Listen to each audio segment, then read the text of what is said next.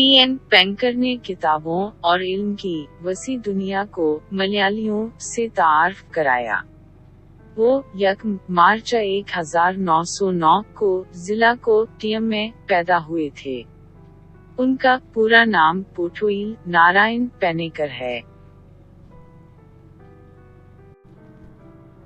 Kerala library association का आगाज 1945 में पेनकर की सरबराही में किया गया था। उन्होंने केराला के देहातों में सफर किया और पढ़ने का पैगाम आम किया। पसारगुड से पाठशाला तक सकाफती मार्च ने पढ़ने और इल्म की ताकत को फैलाया।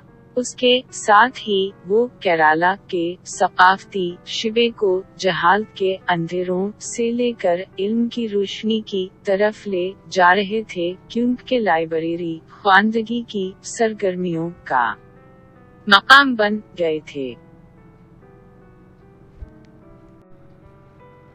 कन्फेडरेशन फॉर गैर रस्मी तालीम केरल एसोसिएशन बराए गैर रस्मी तालीम और तरक्की तश्कील दी गई। वो कन्फेडरेट न्यूज लाइट जैसी अशातों के मदीर भी रहे। वजीर आजम पेनेकर का इंतकाल 19 जून 1995 को हवा उनकी बरसी को यूम रीडिंग के तौर पर मनाना काफी खुदगर्ज है, जो पढ़ने और जानकारी का मुतरादिफ था।